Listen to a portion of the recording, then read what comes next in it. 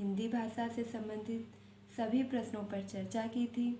उसकी बोलियां, विकास, उपभाषा, अपभ्रंश आदि सभी क्वेश्चंस को विस्तार से समझाया भी था और आपने उस वीडियो को काफ़ी अप्रिसिएट भी किया, इसके लिए दिल से धन्यवाद। आज का हमारा नेक्स्ट वीडियो है भारतीय संविधान सभा। देखिए, इस चैनल की सिर्फ एक ही खासियत है कि इसमें आपको इधर उधर की कोई भी चीज़ें नहीं दिखाई गई हैं, ना ही बताई गई हैं। सिर्फ पॉइंट टू पॉइंट एग्ज़ाम को ध्यान में रखते हुए, पैटर्न को ध्यान में रखते हुए उन्हीं क्वेश्चंस को इंक्लूड किया गया है जो आपकी परीक्षा की दृष्टि से अति महत्वपूर्ण है। तो आज का हमारा टॉपिक है भारतीय संविधान सभा। ज़्यादा समय व्यर्थ ना करते हुए आते हैं अपने टॉपिक। जैसा कि हम सभी जानते हैं, भारतीय संविधान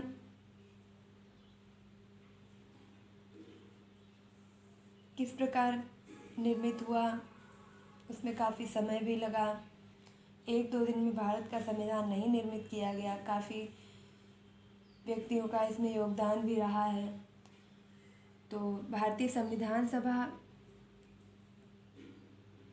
टॉपिक से हम सबसे पहले ये जानने की कोशिश करेंगे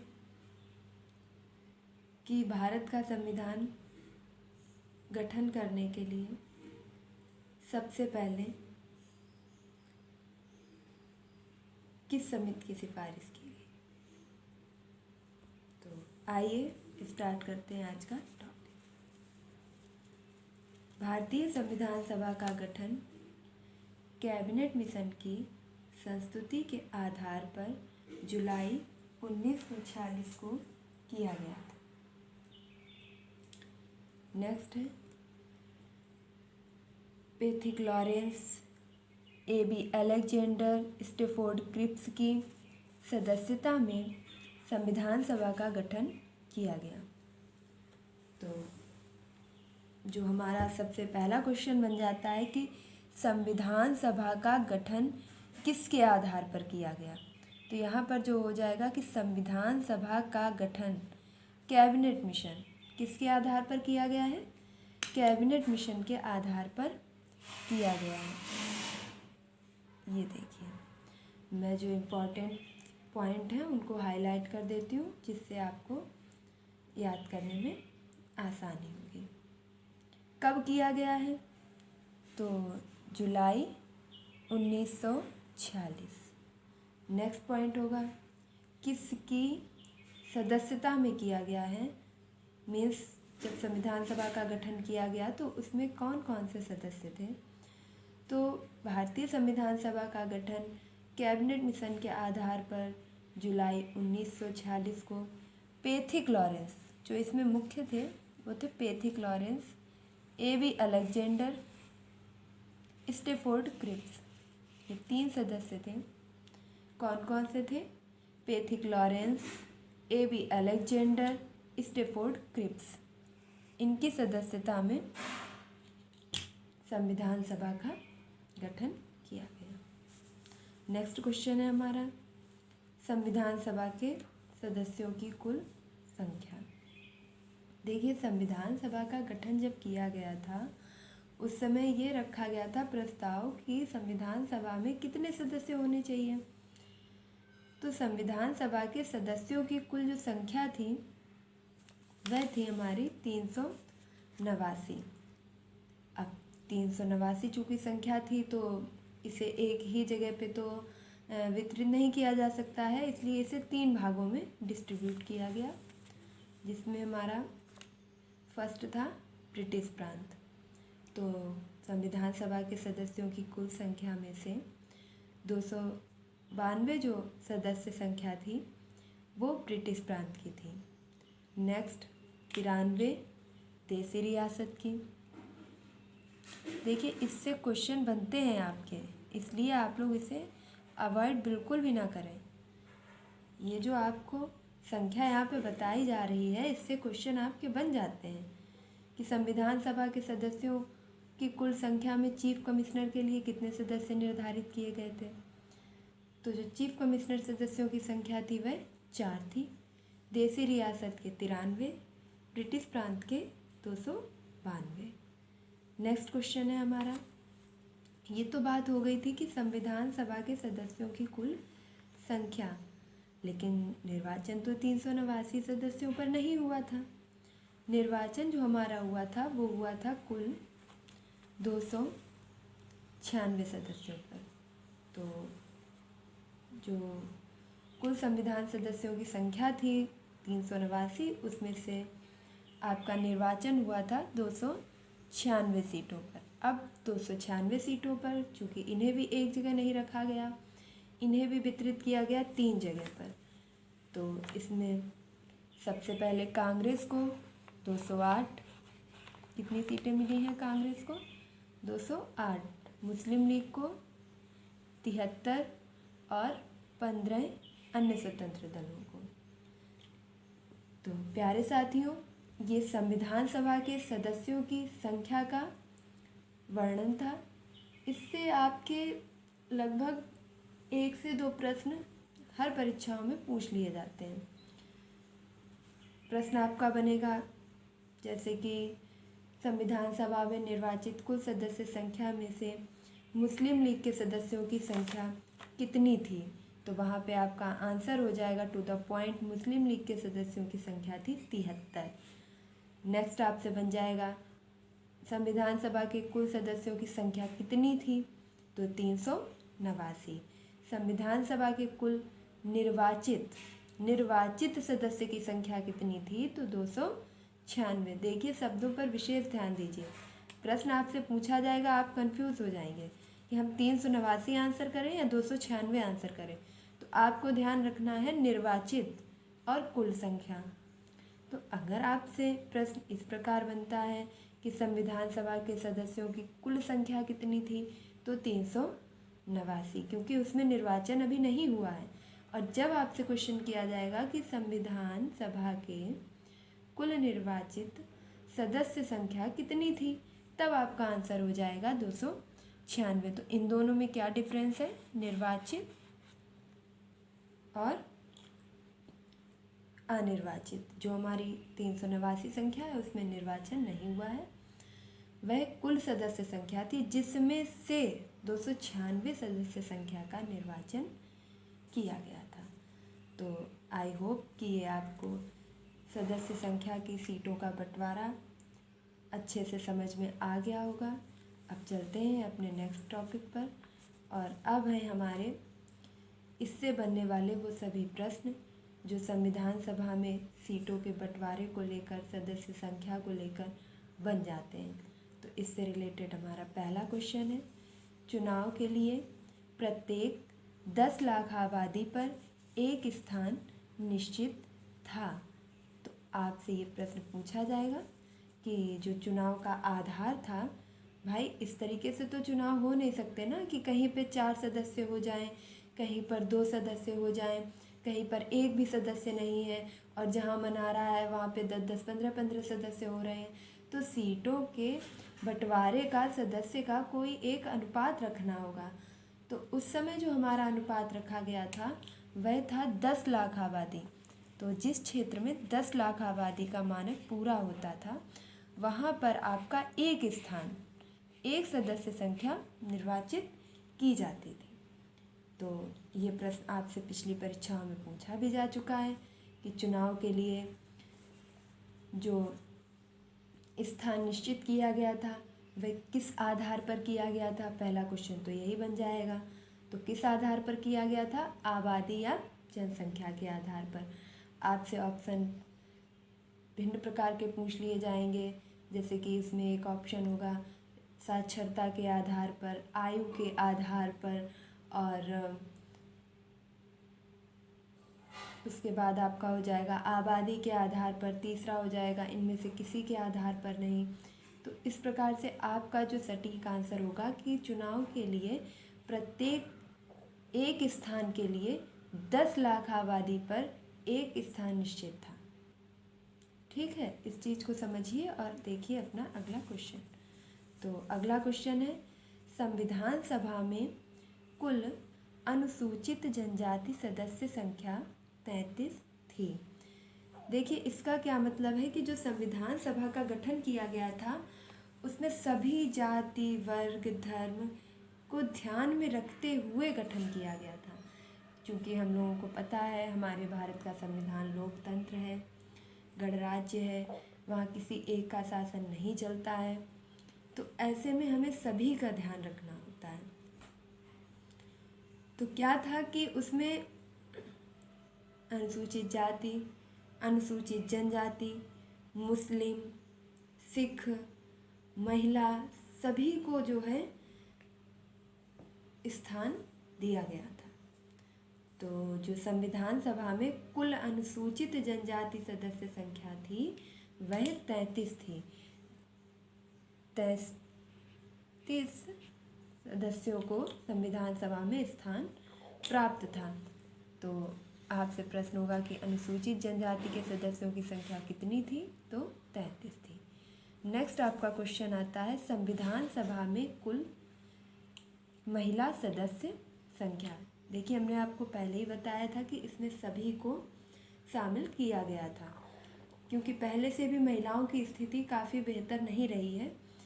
इसलिए जब संविधान सभा का गठन किया गया था तो उसमें पुरुषों की अपेक्षा महिलाओं को उतनी समानता प्राप्त नहीं थी।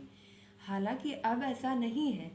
अब लोकसभा, राज्यसभा सभी जगहों पर लगभग 33% कोटा महिलाएं पूरा कर रही हैं। लेकिन उस समय महिलाओं की स्थिति इतनी अच्छी नहीं थी, तो पुरुषों की अपेक्षा इन्हें कम स्थान प्राप्त थे। ये प्रश्न आपसे एक बार टेट में पूछा भी जा चुका है कि संविधान सभा में कुल कितनी महिला सदस्य संख्या थी। तो जब संविधान का निर्माण किया जा रहा था उस समय कुल महिला सदस्य संख्या थी 15 महिलाओं ने संविधान निर्माण में अपना योगदान दिया था। तो हमें इस प्रकार से इन तीनों क्वेश्चंस के माध्यम से लगभग 6 से 7 क्वेश्चन तैयार हुए हैं। अब नेक्स्ट क्वेश्चन है हमारा प्रमुख समितियां एवं उनके अध्यक्ष। देखिए साथियों, आप क्वेश्चंस की व्याख्या पर अधिक ध्यान दें, क्योंकि ज़रूरी नहीं है इसमें लिखा हुआ ही प्रश्न आपसे पूछ लिया जाए। प्रश्न आपसे व्याख्या से भी पूछा जा सकता है। तो आप क्वेश्चंस के साथ साथ व्याख्या पर भी अपना पूरा ध्यान बनाए रखें। नेक्स्ट है आपका प्रमुख समितियां एवं उनके अध्यक्ष। अब चूँकि संविधान सभा का गठन हो गया था तो संविधान सभा के गठन के लिए कुछ प्रमुख समितियां भी बनाई गई। एक ही दिन में संविधान तैयार करना नहीं था। अब इतने बड़े भारतीय संविधान का गठन करना था तो उसके लिए प्रमुख समितियों की भी आवश्यकता थी, प्रमुख व्यक्तियों की भी आवश्यकता थी। उसे ध्यान में रखते हुए कुछ प्रमुख समितियां बनाई गई। तो आज हम इन समितियों के बारे में चर्चा करते हैं। तो आइए देखते हैं अपनी पहली समिति। तो संविधान निर्माण में जो पहली समिति थी उसका नाम था संघ समितियां संघीय संविधान समिति, और एक थी आपकी संचालन समिति। देखिए इन समितियों को हम आपको थोड़ा ट्रिक से बताएंगे।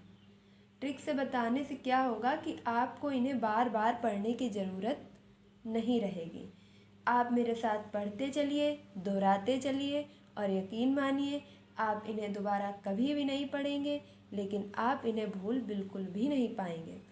तो हमारी पहली समिति थी संचालन समिति। देखिए हम एक एक समिति को विस्तार से पढ़ते चलते हैं। इस तरीके से पढ़ते हैं कि कभी भी हमसे प्रश्न पूछ लिया जाए, सोते जागते हमारे मुंह से सीधे आंसर ही आना चाहिए। तो पहली क्वेश्चन है संचालन समिति के अध्यक्ष कौन थे? तो संचालन समिति के अध्यक्ष थे डॉक्टर राजेंद्र प्रसाद। देखिए इसे हम ऐसे याद रख सकते हैं कि हमारे यहाँ, आपके यहाँ ये राजेंद्र जैसा जो नाम है ये एक कॉमन वर्ड है। हालांकि डॉक्टर राजेंद्र प्रसाद भारत के प्रथम राष्ट्रपति रहे हैं, बहुत ही सम्माननीय पद उनका रहा है, लेकिन हमें चीज़ों को याद करना है जिससे वो हमारे दिमाग से ना निकले। तो हमें उन्हें किसी न किसी चीज़ से जोड़ना पड़ेगा। तो इसे हम ऐसे याद रख सकते हैं कि जो राजेंद्र नाम के व्यक्ति हैं वह इतने अच्छे हैं कि आपके मोहल्ले में, पड़ोस में, गांव में, कहीं पे भी किसी भी कार्य का संचालन होता है, फिर चाहे वो दुर्गा जागरण हो, चाहे भागवत हो, चाहे आपके जनगणना की सूची बन रही हो, चाहे मतदान की बात हो रही हो, चाहे किसी भी चीज़ का कैंप लगना हो, मतलब किसी भी चीज़ का कार्य हो, उसमें जो राजेंद्र नाम के व्यक्ति हैं वो हर चीज़ में बहुत आगे रहते हैं। आगे क्यों रहते हैं? क्योंकि उनका जो संचालन करने का तरीका है वह और सभी व्यक्तियों से बहुत ही अच्छा है। तो अब आप इसे याद रख पाएंगे कि संचालन समिति के अध्यक्ष कौन है? डॉक्टर राजेंद्र प्रसाद। नेक्स्ट है आपका संघीय संविधान या संघ समिति। तो प्यारे साथियों, संघीय संविधान या संघ समिति के अध्यक्ष पंडित जवाहरलाल नेहरू थे। देखिए, ये बहुत ही इम्पॉर्टेंट समितियां हैं। ऐसा कभी भी एग्ज़ाम नहीं जाता है कि आपसे संविधान निर्माण प्रक्रिया में समितियां या उनके अध्यक्ष या सदस्यों की संख्या, अनुसूचित जाति की संख्या, महिला सदस्यों की संख्या, इनसे 1 से 2 प्रश्न ना बने। तो आप इन्हें बहुत ही गहनता से देखिएगा।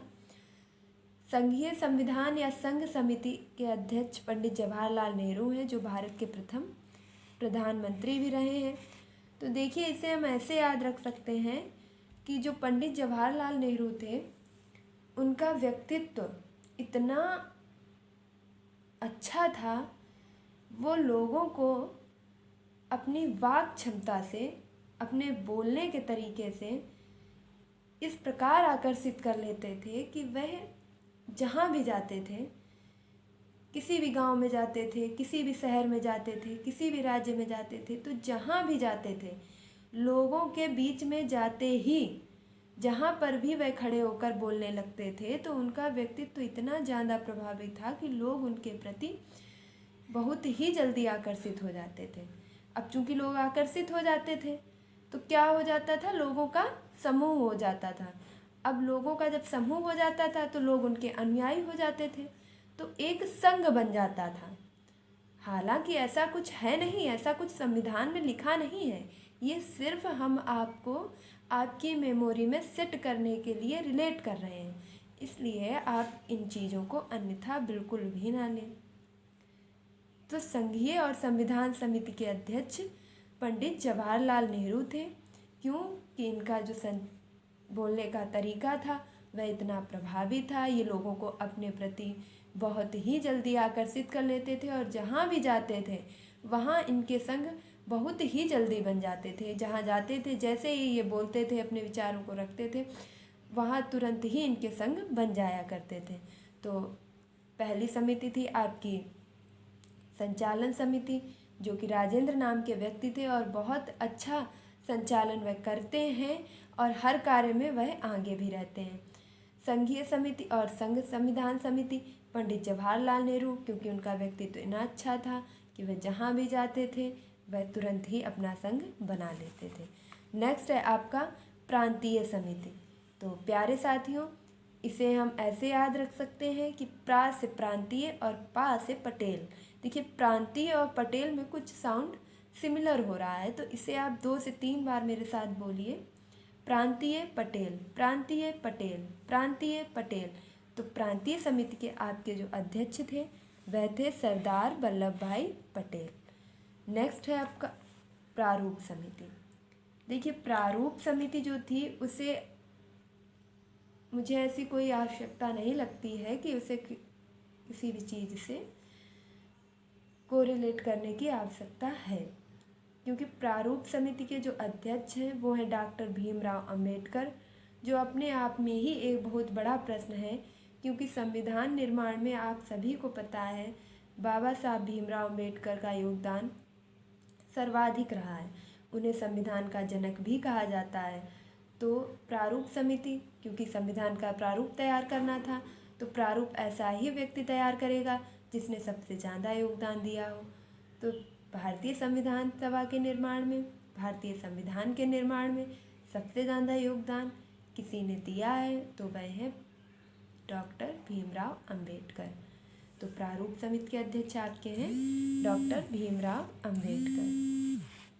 नेक्स्ट है आपका झंडा समिति। झंडा समिति, अब देखिए इसे हम बहुत ही आसानी से याद कर लेंगे। आपने जो ऊपर पढ़ा हुआ था कि संचालन समिति के आपके अध्यक्ष थे डॉक्टर राजेंद्र प्रसाद। अब देखिए इसे हम कैसे याद कर लेते हैं फटाफट। अब जो व्यक्ति संचालन अच्छा करेगा तो जाहिर सी बात है कि उसका झंडा जो है चारों तरफ लहराएगा। अब जो आपके यहाँ संचालन करते हैं, राजेंद्र नाम के जो व्यक्ति हैं, वह इतना अच्छा संचालन करते हैं कि किसी भी कार्य में वो आगे ही आगे संचालन में बुलाए जाते हैं। इस कारण उनका जो झंडा है वो पूरे गांव में लहराता है। कहीं भी कुछ होता है तो तुरंत ही राजेंद्र जी को बुला लिया जाता है। तो झंडा समिति के कौन हो गए आपके? डॉक्टर राजेंद्र प्रसाद। नेक्स्ट है आपका मौलिक अधिकार अल्पसंख्यक समिति। तो मौलिक अधिकार अल्पसंख्यक समिति के अध्यक्ष थे सरदार वल्लभ भाई पटेल। मौलिक अधिकार अल्पसंख्यक समिति, इसे दो भागों में बांटा गया था। एक आपकी बन गई थी मौलिक अधिकार उप समिति और एक आपकी बन गई थी अल्पसंख्यक उप समिति। तो जो मौलिक अधिकार अल्पसंख्यक समिति थी उसके अध्यक्ष थे सरदार पटेल। देखिए कुछ चीज़ों को आपको स्वयं भी माइंड में रखना होगा, फिर भी मैं कोशिश करती हूँ कि आपको ये चीज़ भी माइंड में सेट हो जाए। देखिए मौलिक अधिकार, हम सभी जानते हैं कि हमारे कुछ अधिकार हैं जो हमें संविधान के द्वारा दिए गए हैं। अच्छा, पटेल जी जो थे वो हमारे लौह पुरुष थे। अब लौह पुरुष ही ऐसे हो सकते हैं जो हमें हमारे अधिकार दिला सकते हैं और अल्पसंख्यकों के लिए भी कार्य कर सकते हैं। साधारण व्यक्ति का तो कार्य नहीं है, कोई जो लौह पुरुष होगा वही यह कार्य कर सकता है। तो लौह पुरुष हमारे हैं सरदार पटेल। तो उन्होंने किसका अध्यक्षता की है? अल्पसंख्यक और मौलिक अधिकार समिति की। नेक्स्ट क्वेश्चन है हमारा मौलिक अधिकार उप समिति। अब देखिए जो मौलिक अधिकार हैं वो तो हमें दिला दिए पटेल जी ने, सरदार पटेल के द्वारा मिल गए। नेक्स्ट हमारा आता है कि मौलिक अधिकार उप समिति। अब जो हमें अधिकार मिल गए हैं उनकी जो उप समिति बनी है उसमें कृपा की है। किसने कृपा की है? JB कृपलानी जी ने कृपा की है। तो सरदार पटेल ने जो हमें अधिकार दे दिए थे उस पर कृपा हुई है। और किसकी हुई है? तो JB कृपलानी जी की कृपा हुई है। तो ये हो गए हैं मौलिक अधिकार उप समिति के अध्यक्ष। नेक्स्ट है हमारी अल्पसंख्यक उप समिति। तो अल्पसंख्यक उप समिति के अध्यक्ष हैं HC मुखर्जी। तो प्यारे साथियों, उम्मीद करती हूँ कि आपको ये वीडियो भी समझ में आया होगा और पसंद आया होगा। अगर आपको ये वीडियो हेल्पफुल लगता है तो प्लीज़ इस वीडियो को लाइक कीजिए, शेयर कीजिए और चैनल को सब्सक्राइब कीजिए। मिलते हैं अपने नेक्स्ट वीडियो में। तब तक के लिए खुश रहिए, मस्त रहिए और तैयारी में निरंतरता बनाए रखिए। धन्यवाद।